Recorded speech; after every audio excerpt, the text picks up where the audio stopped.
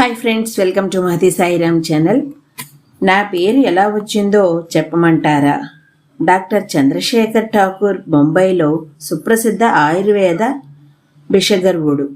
మహారాష్ట్ర, గుజరాత్ ప్రాంతాలలో వివిధ రంగాలకు చెందిన ప్రముఖ నేతలకు చికిత్సలు చేసి ఘనవైద్యుడిగా పేరు పొందినవాడు. ఆయుర్వేదంలో పరిశోధనలు జరిపి వాటిని పత్రికల్లో ప్రచురించి విఖ్యాతిగాంచిన విద్యావేత్త. పలుమార్లు విదేశాల్లో సంచరించి ఆయుర్వేద ప్రాశస్త్యాన్ని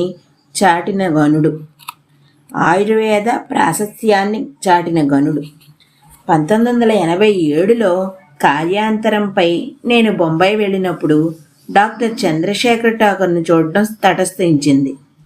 ఆయుర్వేదాన్ని గురించి, వనమూలికలను గురించి ఇండియన్ ఎక్స్ప్రెస్ పత్రికలో డాక్టర్ చంద్రశేఖర్ రాసిన వ్యాసాలను గురించి ఇరువురం కొంతసేపు మాట్లాడుకున్నాం.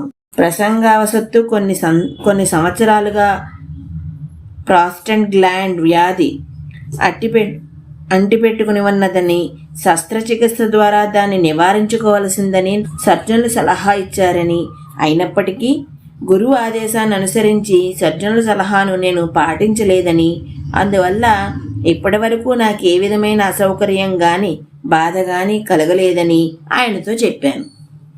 డాక్టర్ చంద్రశేఖర్, ఓహో అలానా, ఆ గురువు ఎవరు, వారి పేరు? నేను కంచి కామకోటి పీఠాధిపతి శ్రీ చంద్రశేఖరేంద్ర సరస్వతి.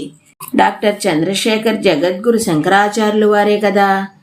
నేను అవును. 2000 సంవత్సరాలకు పూర్వం ఆదిశంకర భగవత్పాదులు స్థాపించిన కామకోటి పీఠంలో 68వ ఆచార్య పురుషులుగా ఆ పీఠాన్ని అలంకరించిన మహనీయులు.